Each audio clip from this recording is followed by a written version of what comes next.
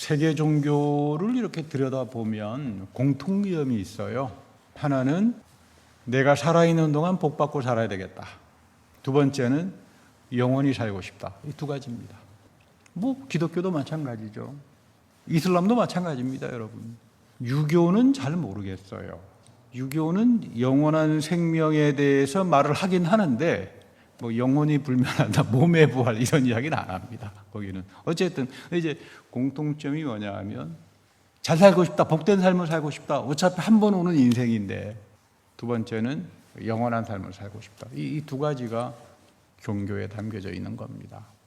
이제 이거는 세상에서 무슨 뭐 공부를 많이 했다, 뭐 돈을 많이 벌었다 그래가지고 해결되는 문제가 아니에요. 해결되지 않습니다. 그러니까 사람은 이 두 가지 욕망 때문에, 영적인 갈망 때문에 이 종교 생활을 하게 돼 있어요. 뭐 어떤 분들은 뭐 교회 뭐하러 다녀 뭐 이러는 분도 있습니다만은 뭐 그런 경우에 할 수 없죠. 당신 교회 다니시오 하면 뭐 아이 뭐 목사님 필요 없습니다. 근데 사실 여러분, 이 많은 이단들이, 기독교의 이단들이 걸러 넘어지는 그 내용이 오늘 읽은 요한복음 5장 24절 말씀입니다. 근데 이거 진짜 금과 옥조처럼 소중한 말씀이에요. 우리 요한복음의 특징은 영생입니다. 여기를 들여다봐도 영생이고 저기를 들여다봐도 영생이고 영원한 생명이라는 말씀이 참 많이 나와요. 근데 많은 분들이 요한복음이 말하는 영원한 영생, 영원한 복음, 이거 이해 잘 못해요. 왜 그럴까? 한쪽으로 제가 여러분들에게 늘 강조해서 말합니다마는 말씀의 배후에는 굉장히 깊은 예언의 층들이 있는데 이게 안 열리니까 미혹당하는 거죠. 여러분, 제일 불쌍한 사람들은 교회 안 다니는 사람들이 아니라 교회 다니면서 말씀에 미혹당하는 사람들이에요. 그 왜 그럴까? 여러분, 이거 참 우리가 곰곰이 알아야 됩니다. 오늘 본문에 보면 예수님께서 이렇게 말씀하세요. 내 말을 듣고 누가 영생을 이미 얻었는가? 구원의 확신, 나 구원받았다 이렇게 말하는데 과연 그 사람이 어떤 사람들인가? 예수님이 설명을 해주고 있어요. 내 말을 듣고 예수님 말씀 듣는 사람이죠. 예수님의 가르침, 명령, 계명, 이 모든 것들을 듣고 행하는 사람이에요. 두 번째는 나를 보내신 이를 믿는다. 하나님이죠. 구약의 하나님 믿는다 이 말이에요. 어떤 분은 목사님 난 구원 받았는데 뭐 그 구약 필요합니까? 구약은 뭐 무슨 뭐 율법이고 우리 신약 성경은 은혜의 시대를 살고 있으니까 뭐 구약 다 필요 없습니다. 뭐 구약의 하나님도 다 필요 없고 예수님 앞에 다 들어와서 사라져 버리고 말합니다. 뭐 이제 그런 이야기 하는 분이 계셨는데 그분에게 당신은 구원받지 못했다. 예수님은 지금 나의 말을 듣고 나를 보내신 아버지 하나님, 그러니까 구약의 말씀이죠. 근데 구약의 말씀 다 폐기해버린 사람이 구원받았다고 난리치면 짝퉁 구원 되지 않겠습니까? 구원을 받으려면 제대로 된 구원을 얻어야지 왜 또 짝퉁 구원을 얻어가지고 이렇게 인생 비참하게 이제 살아야 하는가? 근데 여러분, 두 번째 영생은 뭔가? 영원히 사는 거다. 근데 여러분, 우리가 중요한 거는 앞으로 이 예언의 세계를 치고 들어가서 그 은혜를 얻어내려면 영생이든 죄든 죽음이든 다 성경으로부터 배워야 돼요. 내가 알고 있는 세상적인 죽음이 그런 거지 이렇게 생각하지 마셔야 돼요. 성경에서는 죽음을 다르게 말합니다. 어떤 분이 저보고 아이 목사님이 왜 그렇게 무식하게 말씀하십니까? 사람이 늙어서 병 걸리니까 죽죠. 그런 난리치신 분이 계셨는데 성경에서는 너 나이 먹고 병 걸리니까 죽는다 이렇게 말 안 합니다. 죄 때문에 죽는다 그래요. 너는 죄 때문에 죽는다. 이게 원죄예요. 죄의 삭시 사망이잖아요. 아담이 죄로 인해서 죽어요. 그 다음에 우리 역시 아담처럼 열심히 죄 짓다가 삽니다. 하나님 앞에. 이 죄로 인해서 우리는 죽어요. 성경에서는 죄로 인해서 죽는구나. 제대로 알아야 돼요. 아프니까, 뭐 나이 먹으니까 그렇게 말 안 합니다. 성경에서는. 두 번째, 영생은 무언가? 영생은 하나님으로부터 심판을 받지 않는 게 영생이에요. 아니 뭐 죽으면 다 끝나는 거 아닌가? 우리는 그렇게 생각합니다. 뭐 죽으면 다 끝나겠지. 그러나 성경은 죽음 이후에 하나님의 영원한 심판이 있다. 좀 무섭죠? 우리 뭐 요한계시록에 보면은 그 영원한 형벌이 나오잖아요. 어떤 분은 뭐 말이 안 되는 소리 하지 마라. 성경에 갖다 놓고 막 밑줄을 그어놓고 영원한 형벌이 없다. 하나님께서 모두 다 구원한다. 그렇게 하려 때를 쓰는 이제 그런 분도 계십니다만은 그렇지 않아요. 성경 가감해서 읽는 거 아닙니다. 자기 생각 멋대로 읽었다가는 큰일 나요. 거짓 속에 진리는 들어오지 않죠. 오늘 하박국 2장 4절에 보면 아주 굉장히 중요한 말씀을 하는데 의인은 믿음으로 산다. 근데 이 본문 맨 앞에 보면요. 보라 그의 마음은 교만하다. 그 속에 정직하지 못한다. 그러니까 지금 성경에서는 누구를 교만한 사람이라고 말을 하나 하면 정직하지 않은 사람이에요. 거짓이 들어와 있는 사람. 하나님께서 너 교만하다라고 이야기할 때는 너 잘나가지고 이런 말이 아니라 너 속에 거짓이 잔뜩 들어와 있다. 거짓 정보로 잔뜩 들어와 있다 이 말이에요. 우리 지금 사도 바울도 똑같은 말을 하죠. 공중의 권세를 잡은 자들. 요즘 이 공중의 권세를 잡은 자들의 이 잘못된 정보 지식, 짝퉁 지식이 사람을 완전히 교만하게 만듭니다. 근데 교만하면 거짓으로 넘치니까 뭐 절대로 남의 이야기 안 듣죠. 믿음은 뭔가? 믿음을 가진 자들이 의인이에요. 그러니까 우리 구약에서도 열심히 믿음을 이야기하잖아요. 신약 성경에서만 여러분 믿음을 이야기하는 거 아닙니다.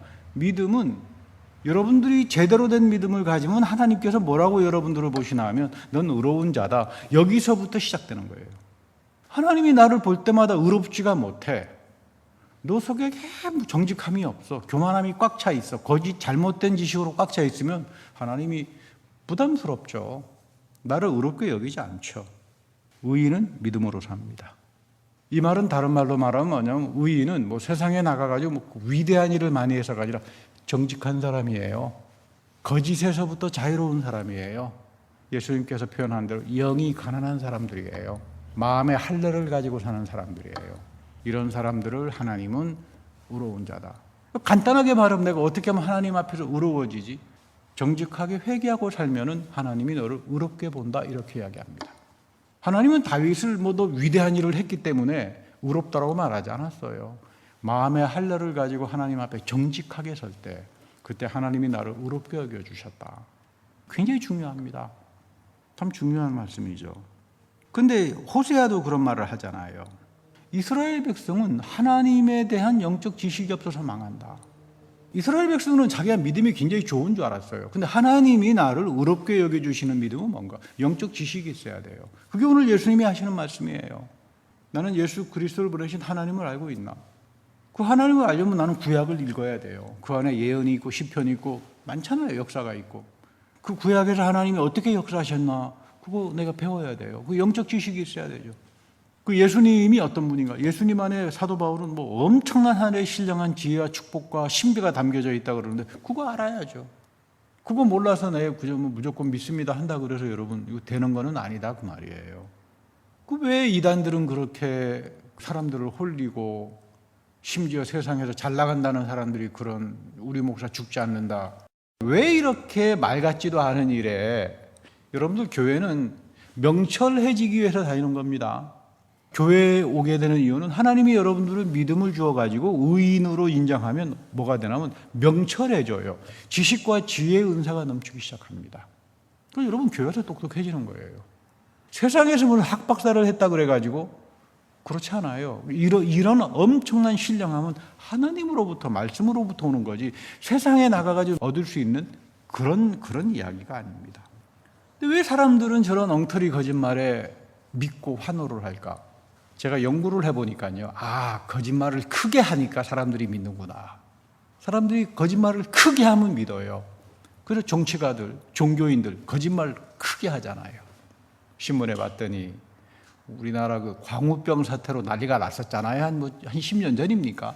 근데 보니까 그때 그 광우병 사태를 주동한 사람은 그때 미국의 캘리포니아 레스토랑에 와가지고 근사하게 소고기 스테이크를 즐겼다. 뭐 이런 기사가 나와 있더라고요. 거짓말도 세게 하니까 믿는구나. 그러니까 여러분 이 세상이 그래요. 근데 우리는 하나님 말씀의 세계로 와서 명철해집니다. 그래서 영적 전쟁을 하게 되는 거예요. 근데 영적 전쟁은 다른 게 아니에요. 하나님 말씀을 통해서 영분별이 생기니까 지혜와 지식의 은사가 나타나니까 옳고 그름을 알게 되는 거죠. 저 거짓말이로구나. 하나님이 제일 싫어하는 게 거짓이니까 이거 아니로구나. 분별하게 되는 거죠. 뭐 인도에 가면 힌두 교인들이 막 죄를 간지스강에서 씻어가지고 참 보면 여러분 간지스강에 가서 죄를 씻는다 그래서 씻겨집니까 그거? 그렇게 해서 씻겨진다면 저도 인도에 가서 근데 그 간지스강이 정말 더럽다 그래요. 그 더러운 데 가서 씻으면 과연 뇌체가 씻어지는가? 그리고 또 화형에 처한대요. 화형에 처해가지고 영원히 살겠다. 그렇게 해서 과연 영원히 살겠나? 카다곰에 가가지고 그 순교를 위해서 죽음도 불사이다. 죽음이 두렵지 않다. 저는 참 그런 거 보면 참 부러워요. 저는 죽음이 참 두렵거든요. 근데 우리 카다곰에 있는 사람들은 죽음도 두려워하지 않고 순교를 두려워하지 않았다. 근데 제가 가서 카다콤을 보니까 그렇지 않았더라고요. 거기 사람들 다 죽음 겁먹었습니다. 성경에는 순교하란 말 안 나와요. 특별한 사람들이 은혜 가운데 순교를 하지, 사도 바울 선생이 언제 맨날 순교하라 그럽니까? 우리를 향한 하나님의 뜻은 기쁨이에요. 데살로니가 전서에서 그러잖아요. 너희들을 향한 하나님의 뜻은 순교다. 이런 말 안 합니다. 우리는 좁은 길을 가는 사람들이에요. 십자가의 길이라고 하는 건 좁은 길입니다. 아무나 가는 게 아니에요. 좁은 길로 가려면 가치가 있어야 돼요. 말씀의 가치를 가지고 가는 사람들이에요. 세상의 가치, 세속적인 생각 가지고 안 산다 이 말이에요. 말씀의 가치를 가지고 나는 살아간다. 그러니까 우리가 성경에 보면 부활이라고 하는 의미가 세 가지가 나옵니다. 첫째, 죽음이라고 하는 것은 죄로부터 오는 거다. 여러분 다 죽는다. 이게 원죄다. 죄의 값은 사망이다. 두 번째, 근데 죽음이 이렇게 끝나지 않는다. 죽음을 해결하기 위해서 제2의 아담인 예수 그리스도가 우리에게 오셨다. 죄의 저주로부터 끊어낸다는 거죠. 우리에게 오늘 3대째 엄청난 죄의 저주와 사망들이 있잖아요. 이거를 지금 그리스도가 십자가에서 끊어내는 겁니다.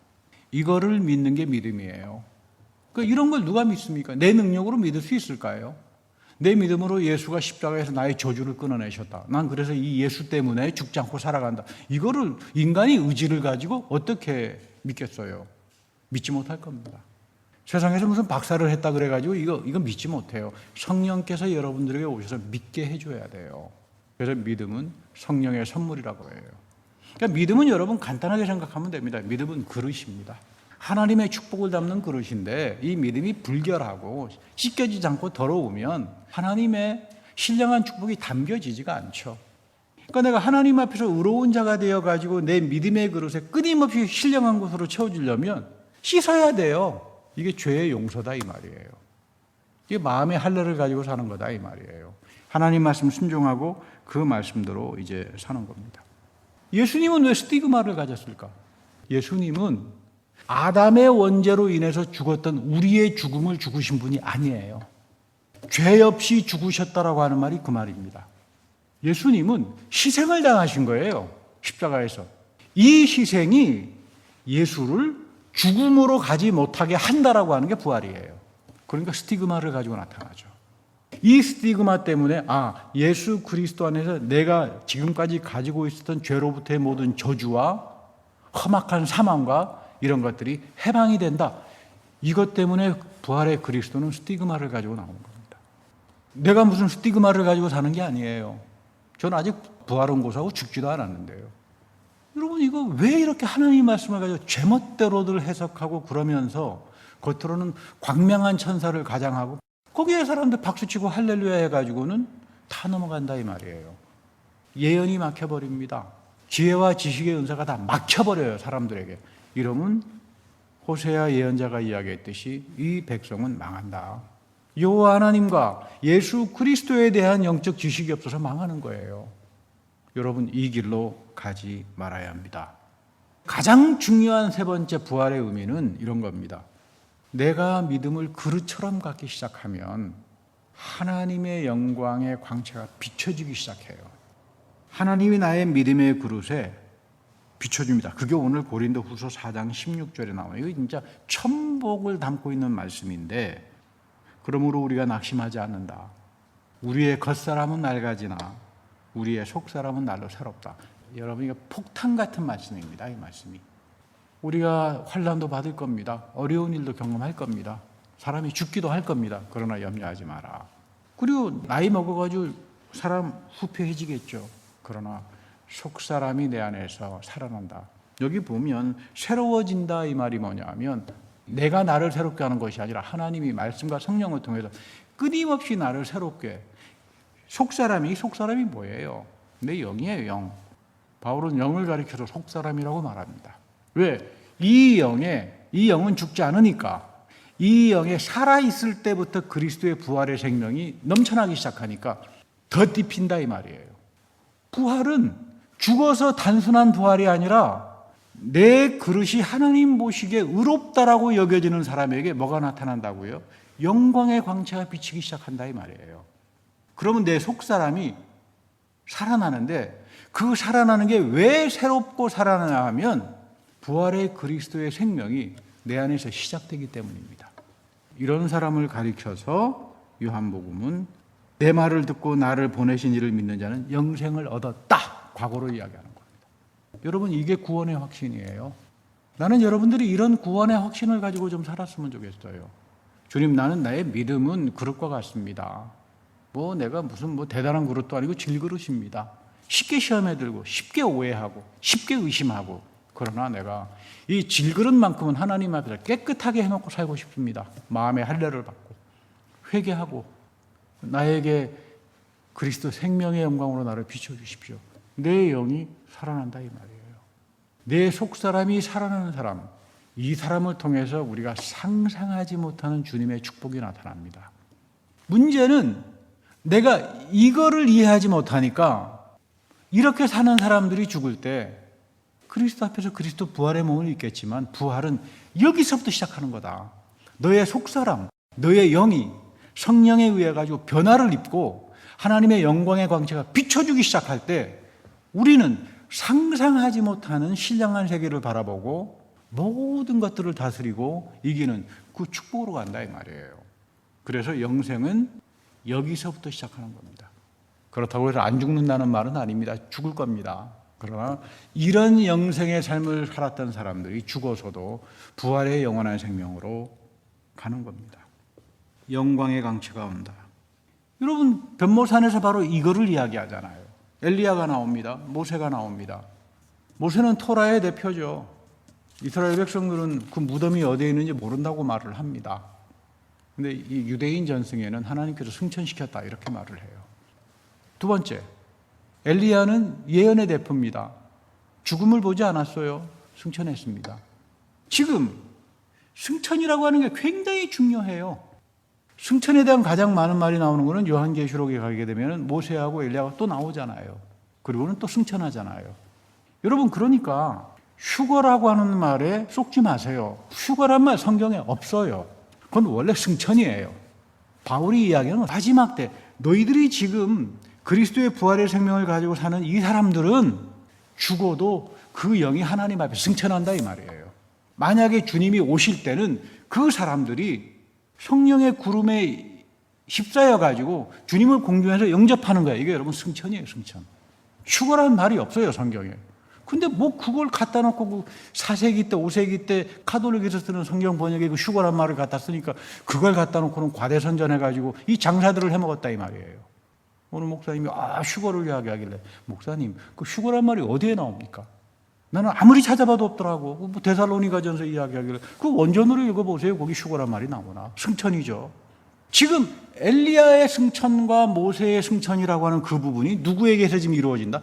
예수 그리스도에게서 이루어지는데, 그 신령한 변모의 산 속에서 무엇을 말을 하고 있나? 엑소더스, 출애굽을 말한다 이 말이에요. 영적인 출애굽, 죄사함입니다. 그러니까 우리는 죽을 때까지 그리스도의 십자가 앞에 나와가지고 출애굽의 삶을 살아야 돼요. 우리 광야에 이스라엘 백성들의 삶이 있잖아요. 항상 회개하는 삶이었잖아요. 항상 이들이 쫓아다녔던 것은 구름 기둥과 불 기둥이었잖아요. 이거에서 빗나가는 사람들, 고라처럼 온갖 거짓말로 다 하나님께서 심판해버린다 이 말이에요. 그런데 마지막 때 이 엄청난 영광의 구름 기둥과 불 기둥의 성령의 영광의 광채를 입는 사람들은 엑소도스 하는 사람들이에요. 우리의 믿음이 우리의 질그릇과 같은 믿음 속에 정결하게 살아가는 사람들에게 모세와 엘리야에게 주었던 승천의 영광의 축복이 담겨진다 그 말입니다. 그러니까 나는 여기서 부활의 생명을 사는 거예요. 저도 죽음이 끔찍합니다. 무섭습니다. 근데 제가 위로를 받는 건 하나 있어요. 죽음이 형축하지만 내 안에 속사람이 살아있다. 내가 죽을런지 모르지만 내 안에 살아있는 이 속사람, 내 속사람에 살아있는 그리스도의 놀라운 영광의 광채가 내가 죽을 때 위로를 받고 죽게 될 거다. 이 소망 속에서 위로를 받는 겁니다. 여러분, 부활을 살아가는 것, 내 속사람이 살아가는 것, 내 영이 살아가는 이거는 믿음의 세상이 갖지 못하는 최고의 축복입니다. 그러려면 여러분들의 질그릇 같은 믿음에 하나님의 광채를 부어주셔야 돼요. 근데 속이 더럽고 씻어지지 않고 교만하고 거짓으로 꽉 차있고 잘못된 정보에 의해 가지고 왔다리 갔다리 하게 되면 그 사람이 아무것도 얻지 못하고 살아가게 된다, 그 말이에요. 라파엘이라고 하는 유명한 화가가 있죠. 변화산의 주님의 모습의 그림이 있는데 3층으로 이렇게 나뉘어져 있어요. 처음에는 변화된 예수님 모습이 있고 그 주변이 모든 게 다 이렇게 변화되어 있어요. 변모가 되어 있기 때문에. 근데 라파엘은 저게 지금 하늘나라가 아니라 지금 우리 삶 속에 들어와 있는 거다, 이걸 이야기하는 거예요. 두 번째는 중간에 베드로, 야고보, 요한이 막 잠에서 깨어나가지고 어리둥절한 표정의 그림이 있어요. 뭐가 일어났지? 이 영적으로 분간이 안 되니까, 속사람이 살아있지 못하니까 뭐가 일어나는지 깨닫지도 못한다, 이 말이에요. 세 번째는 밑에는 보면 막 귀신 들린 아이하고 아버지가 있고 군중들이 막 슬퍼하고 세상 일로 염려하고.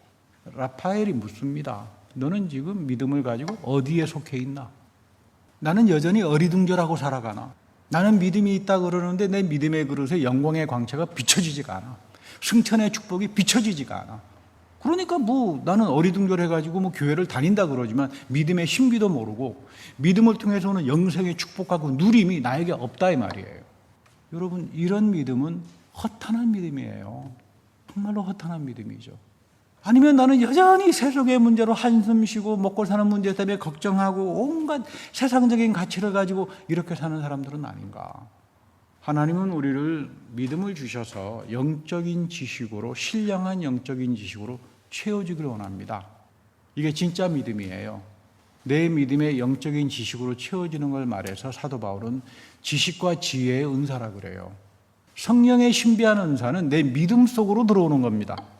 그래서 여러분 앞으로 무슨 방언받는 훈련, 무슨 어디 성령 은사 받는 훈련, 이런 쪽으로는 여러분 휩쓸리지 마세요. 여러분들의 믿음이 질그릇처럼 씻겨지고, 이 믿음도 성령의 은사잖아요. 이런 사람들에게 뭐가 나타나? 여러분들이 말씀을 읽을 때 신령한 하늘의 지식과 지혜의 은사가 채워지면서 여러분들의 믿음을 뭘로 채워간다고요? 영적인 지식으로 채워간다, 이 말이에요. 살아계신 하나님과 예수 그리스도에 대한 영적인 지식으로. 그럼 그 예수 그리스도 안에 담겨지는 이 어마어마한 보물들이 있어요. 이 보물들을 여러분들의 믿음의 그릇에 넣어주는 겁니다. 그러니까 여러분 성령 충만하라 그러는 거예요. 성령 충만해야 돼요. 근데 여러분 성령 충만의 뜻도 모르고 성령 충만하면 입만 아프다, 이 말이에요. 나는 지금 어디에 속해 있나? 하나님, 내가 충만하길 원합니다. 나 승천하고 싶습니다.